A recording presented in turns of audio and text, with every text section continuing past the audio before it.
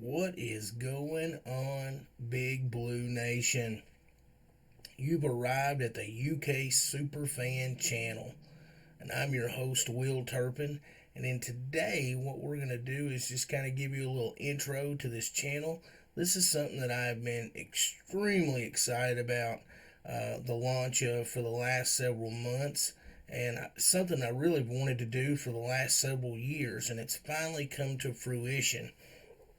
So, if you want to hit that like button, it helps us with the algorithm and it gets more eyes on us. And if you like what I say during the video, go ahead and hit subscribe, and you'll be up to the minute on all things UK sports coming up this season. As you all know, we've got a basketball season that is finally going to get underway on Friday with our introduction to the team with Big Blue Madness. But what I wanted to do on this video is sort of, like I said, give you a little welcome to the UK Superfan channel and what you can expect from me going forward on here. One of the things that from in the short term this week, we're really looking forward to doing a video each day that will be previewing the upcoming season. So throughout the rest of this week, you're going to see videos where we break down the schedule, and then we're also going to look at the players and kind of start talking a little bit about the background of the players and what we could possibly perceive their roles being early on in the season with what little bit of knowledge we have. Obviously, before we do that, I wanted this video, like I said, to be sort of a welcome video, and also I'd really like to put a bow on the 2019-2020 season. That was a team that didn't get a chance to chase their dreams. As you all know, the season ended right after we had the big win on the last game of the regular season against Florida down there. And we had a team that was, I thought, playing really well, as good as any team in the country. And I guess it was disappointing that they canceled the season, and we didn't get to see this group go out there and try to win number 9 for us. I know one of the things about being a super fan is the investment that we make in these players, and I guess that's why it was so difficult, because I thought we had all the pieces, for a special march to a number 9 championship for Kentucky. And really the thing is we had a sophomore in Ashton Hagans. We had another sophomore in Emmanuel Quickly. We had a junior, Nick Richards, who was playing absolutely bonkers well there at the end of the year. I mean, I thought, he was defending better than he'd ever defended. He was stretching the floor, was consistently hitting that baseline jumper from 17 feet, which made him hard to guard, and I thought his passing was really improving, and I thought he was one of the core pieces. Quickly was hitting threes. We all know Ashton Hagan could defend the ball. When he really was on his game, was an elite on-ball defender. And then you throw that with, a solid sophomore in E.J. Montgomery, and an extremely talented freshman in Tyrese Maxey, and you had all the components for a team that could really make a run. And I just, as we all know, we were all excited. The SEC tournament was getting ready to start. That was our next game.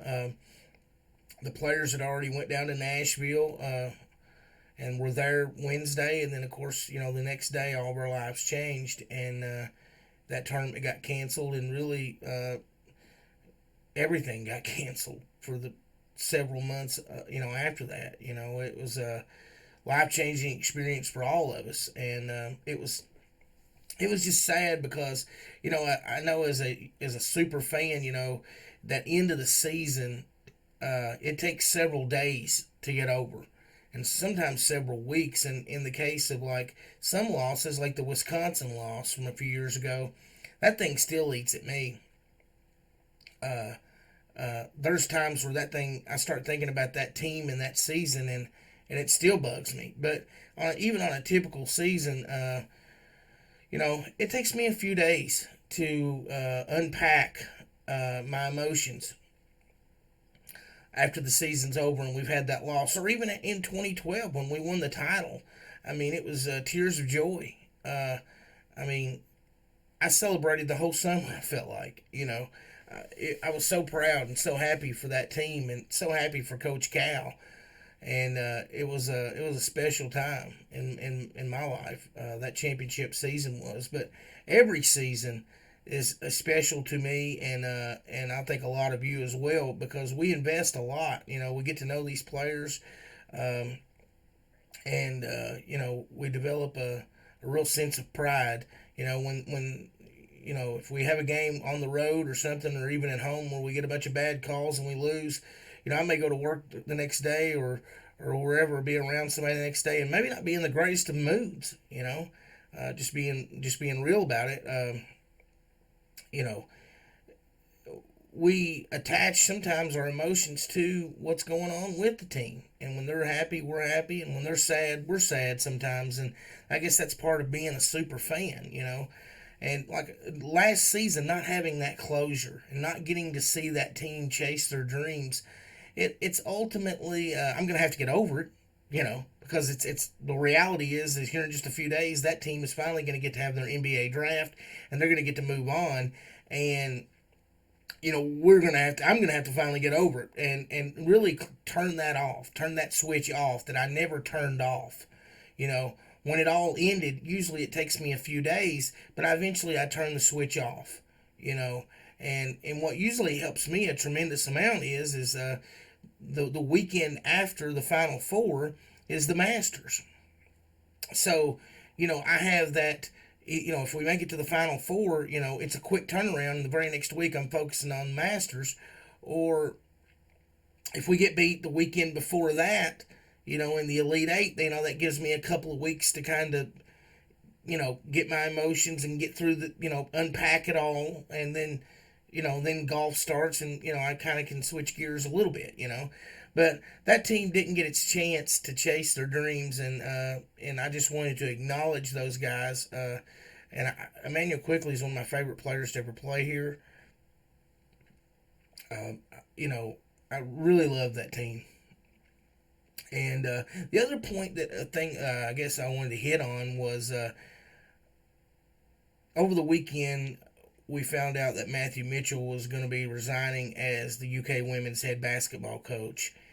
And Matthew had the way he ran the program with such great transparency, and also his personality. I think it really just brought us in, and made us want to care. And the whole 13 years that Matthew was here, the program just grew and grew and grew, and eventually we've gotten to we've been to Elite Eights, consistently making the tournament.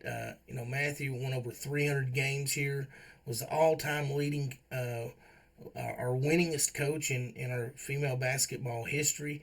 And he just did so many things in the community. And he was just he's such a good dude. And just like, you felt like an extended family member. And I'm going to miss seeing him on the sidelines. And I hope that, I hope he gets, we all know he had surgery back in June, and I just hope he gets to doing better, and we see him out and around the UK program and remain a part of the UK family, because I really felt like he built something here that's going to continue to grow. I don't think that this program is going to decline. I think he's built something that's so rock solid that it's going to continue to grow. It's going to continue to get better. And I'm still excited about their season coming up as well. And I'm not sure how that's going to fit into what we're doing here on the channel, because we don't have everything figured out. I do know that we're planning on doing a pregame show and a postgame show. Postgame show will be live following the Kentucky game. I will go live here on YouTube. And if you set your notification, so, if you subscribe to the channel, you can hit that little bell, and subscribe to notifications. We'll generally put like a 10-minute timer up there before we go live, but the plan is to go live and do a live interactive post-game show right here on YouTube on the UK Superfan channel after every game. That is the plan. And I am, beyond excited to be doing this. This season is going to be a lot different than probably any season that's ever happened, just because of the fact that there's so much uncertainty as to how the schedule is going to be played and how it's all going to work, because it's sort of a moving chess match as as our country still faces the COVID-19 situation. So with that said, like I said, I thank everybody for coming over here and checking out this video today. And I really look forward to this 2020-2021 season.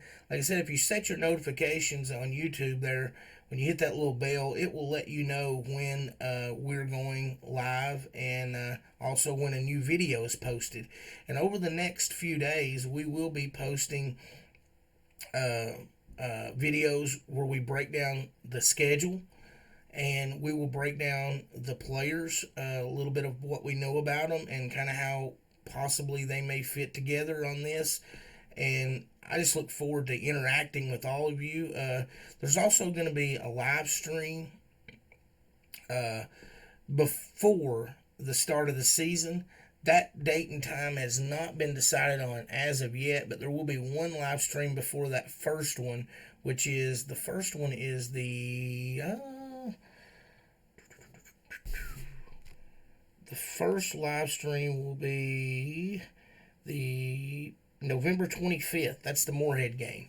So there'll be a post-game show following that, and we will interact right here on YouTube and talk all about it. But like I said, there will be one other one not associated with a game that we will get together here and talk about UK sports. Guys, I appreciate it a bunch. Go ahead and hit that like button. Like I said, it gets more eyes on us, helps us with the algorithm, the YouTube algorithm, and go ahead and hit that subscribe button and stay with us and follow us on this journey. I appreciate every one of you for being here, and thanks again. Have a good night. Bye-bye.